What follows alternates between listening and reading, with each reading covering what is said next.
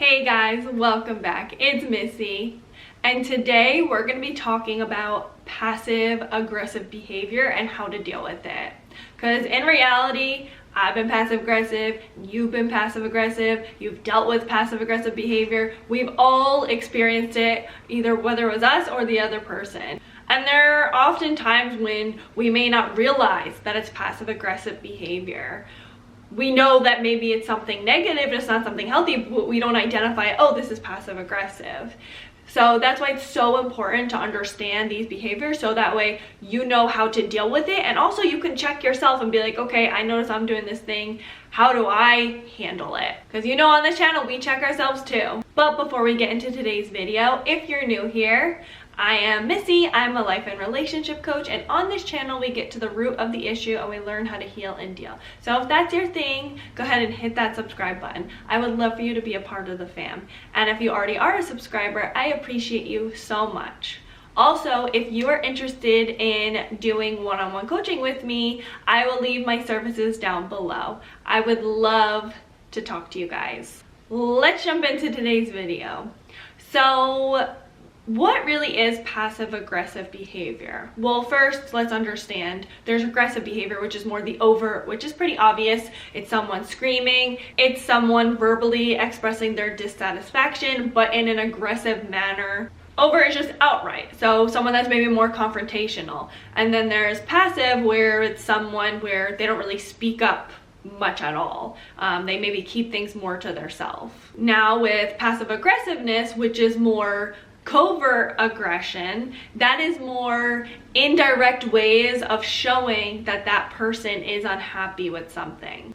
It is a way for them to get their aggression out without really taking responsibility. So it's a release of an emotion, but they don't necessarily have to have like themselves tied to it, because it's like sneaky, it's hidden. They just know they get a feeling that they need to release. And do they know that it's passive aggressive behavior? Sometimes they do. Do they do it on purpose? Yeah, there are people that definitely do. And then there are people that are completely unaware. They don't always identify, but they know it's something negative or not healthy because they're getting an uncomfortable feeling. But they know something's not right, otherwise they wouldn't try to deny it or hide it. So you may ask, why do people act in passive aggressive manners? And it's because, one, it's a learned behavior, so it's something that they may have learned from their parents, or also it comes from people that they didn't really feel like they could speak up, or they were taught to suppress their emotions. When we are passive aggressive, we're operating from our inner child. We're operating strictly from emotions. We're operating from pain. When we suppress our emotions, they have to come out in some sort of way. So it'll come out in these types of behaviors. But the problem is that these type of people, they may fear upsetting others. They fear confrontation. With these types of people, they can't necessarily find their voice, or maybe they don't even feel like they have a voice where they can express themselves.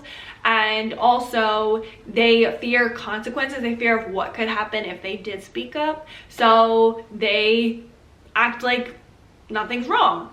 But then the aggression has to come out. Also, if you're passive aggressive, you may lack the awareness of what you're actually feeling. So you may be experiencing insecurity, or you may be experiencing resentment, and you don't know how to deal with these feelings. So they come out in that passive aggressive manner. So some clear signs of passive aggressive behavior is, one, denying the truth. So you'll hear comments like, I'm fine, I'm not angry, nothing's wrong. They may deflect and make it seem like you are having the issue. Why are you acting if anything's wrong? Is something wrong with you? Is something going on with you? So they'll turn it around. They may try to change the subject, like, no, nothing's wrong. You know, what about that baseball game that's going on? Or, no, I'm not angry. You know, I'm just tired. But, you know, why don't we go do something later at another date? Let's go hang out another time. No, that didn't happen. Let's just agree to disagree. Let's move on. You may notice they'll play dumb, or because they're operating from the inner child, they're operating from that hurt ego, that wound. You'll notice that they're more likely to get very defensive when you do call them out. So this can cause them to deny reality. So you'll say, hey, I noticed that you kicked that person, like what's going on? They're like, no I didn't, I never kicked that person, what are you talking about? They just got in the way. That didn't happen. I wouldn't do something like that. That's not me, that's not my character. They deny because they avoid confrontation because of that fear, like we had talked about. Even though it's blatantly obvious that they subtly kicked someone that was in front of them, they will still deny it. And it's partially because they don't want to be held responsible, and also because they deny the reality that that actually happened. Another thing that you may notice they'll do is that they're pretty vague, and so they won't really answer in depth about things, or they won't give you a very straightforward answer. Or they'll give you limited information where you kind of have to fill in the blanks. It's all a mystery. You never get directness. Another one that's huge, which this, in my opinion, is the worst one, and that's taking subtle digs. If you can't tell, that's a big trigger for me because I like directness, and then when there's subtle digs, I'm like, ooh, girl, I'm gonna fight you, I'm gonna fight you. No, I'm just kidding, I don't say that. But the subtle digs, I don't know if that pisses anyone else off, but me, I like direct. Tell it to me straight. But I know not everyone's like that. But with someone that's more passive aggressive, you'll notice that they'll take subtle digs. And this especially happens is if they have an insecurity that they're not dealing with, or if they have hidden resentment because they haven't expressed something that's been bothering them, so it will come out by them taking subtle digs. And this one is so tricky because with subtle digs, it can come like with a pretty bow, but inside of it is a piece of shit. Like, honestly, that's what it is. It looks nice, but underneath, and then it makes you feel bad. It's stinky. So what this would look like is saying things like, let's say for instance you were about to get married and they're like, oh my god, I'm so happy that you got married, you and so are gonna be so great. We really thought like you never were gonna get married because you were going from person to person, like we didn't think it was gonna happen, but I'm so happy for you. So at first it's like, oh, that's so nice, and then in the middle it's like, what? And that stings, and it's like, why are you trying to make me feel insecure if you're insecure? That is their way of indirectly letting you know that maybe they had resentment because they didn't like that you were going from person to person, or they maybe were feeling insecure because they don't have someone, or they're unhappy in their relationship. Or they'll say something like, oh yeah, I like when you get your hair cut like that, it makes your face look a lot slimmer. Like, that could be so subtle where it's like, oh, maybe that is positive, but it makes you leave feeling bad. Like, you don't feel good. Like, you feel like, oh, like, am I naturally fat? Like, why did they say that comment? There, you know, there's all these sudden these comments, and it's like, well, where are these coming from?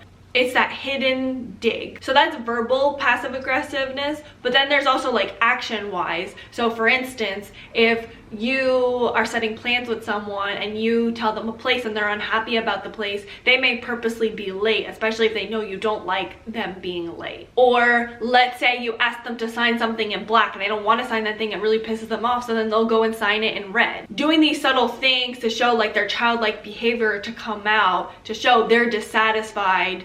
It's like a tick they have to get out, like, huh, I got you. Rather than outright telling you, they're just performing a behavior to tell you. And it's because, like I said, they're operating from their inner child. Another big thing that comes with passive aggressiveness is silent treatment. So silent treatment is a way for them to feel in control, and it's for a way for them again to let you know they're dissatisfied with something. It makes them feel empowered because you'll probably go up to them and be like, hey, what's wrong? Like, you're catering to them to try to figure out, and they're in control of like, hey, I'm upset with you and I don't have to tell you, I can keep it to myself. And there's different ways that silent treatment can come about. It could be literally not talking at all. I remember, this is so bad, but there was one time when I was in school, I was actually just talking to my high school friend about this recently, we were laughing about it.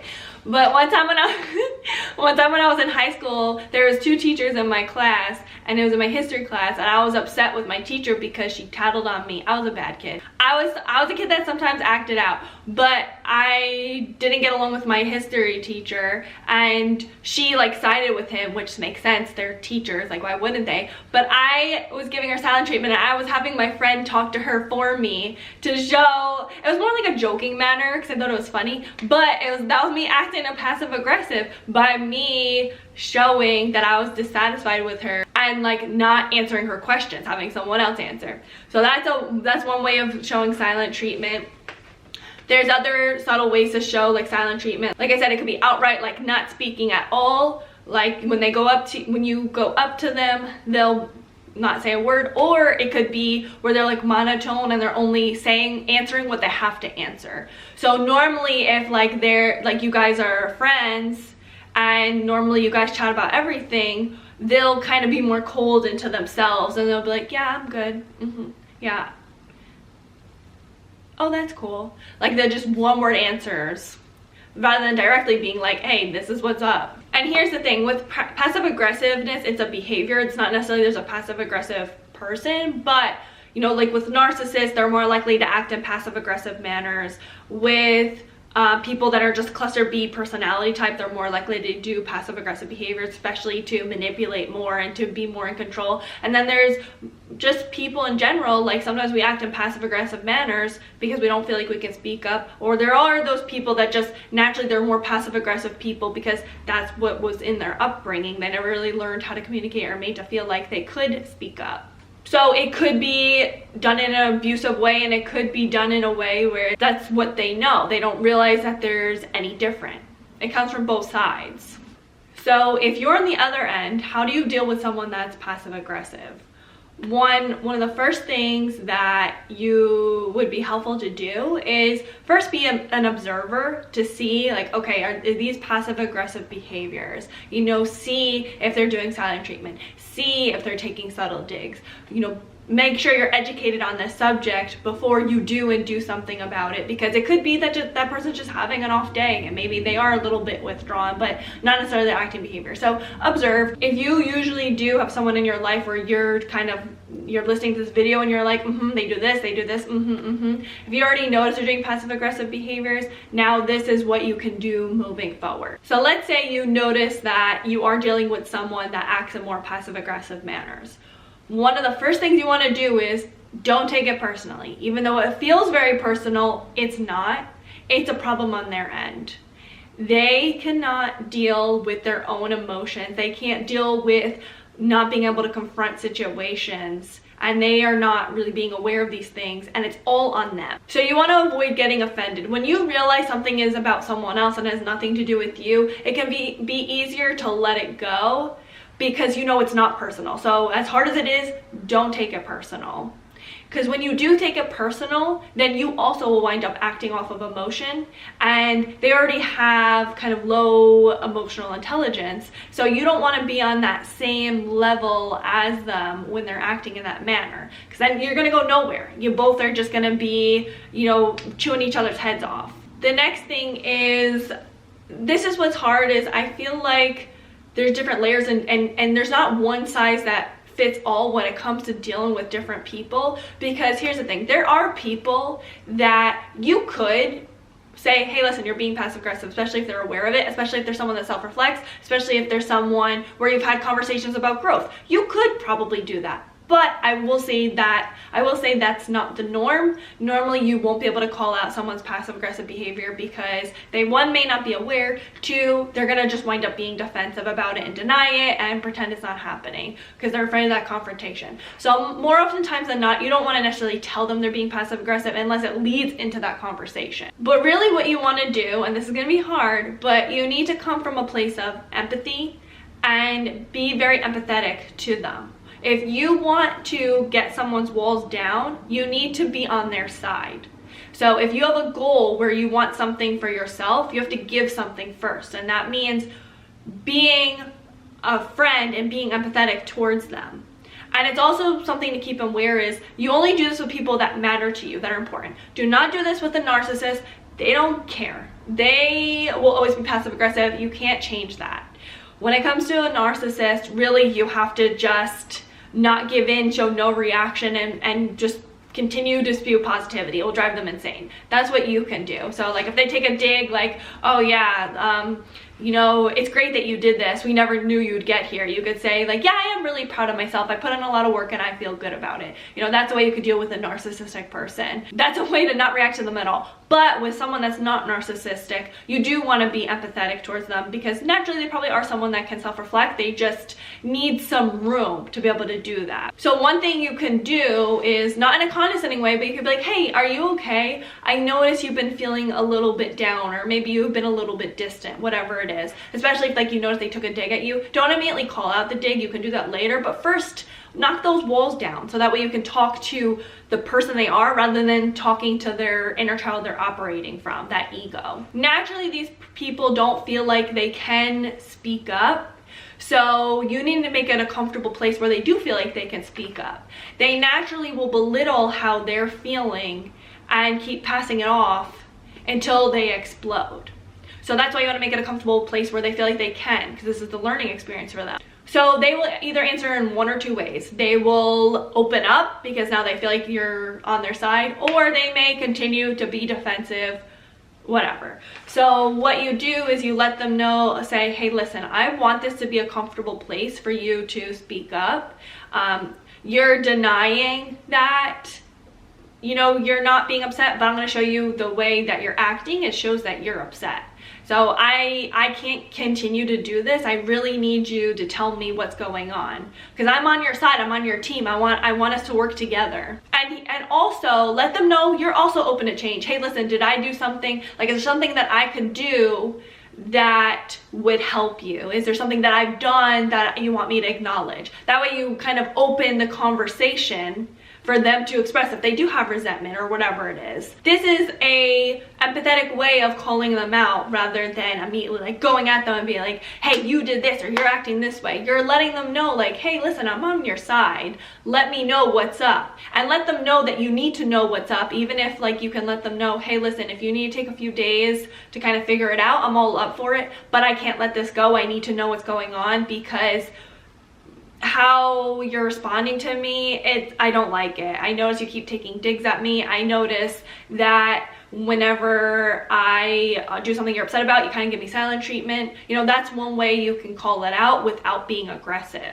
Which that leads into the next thing, is that you need to kind of correct the behavior. Don't focus on past things that have happened. Focus on current day, what's going on current day. Because if you focus on the past, it may cause them to shut down, and it already happened. What can they do moving forward? So you need to ask them like, hey, listen, like, I'm 100% open for you to give me feedback if something's bothering you. I need you to communicate. Or hey, if you are feeling upset about something, or maybe you're feeling a little insecure about something, please share. I'll share my insecurities. We all have insecurities. Ask them to confront you on situations, and you will listen with open ears. Or if there's other things they're doing, like they keep being not on time, be like, hey, listen, can you please be on time? And if you're upset about something, or maybe you don't like the place, just tell me, and then we can kind of figure it out. I'm here and I want you to communicate with me. You want to be direct as possible with them, because you don't want to be passive, because then they won't really get the hint of what's going on. You have to be direct. Now, if these people don't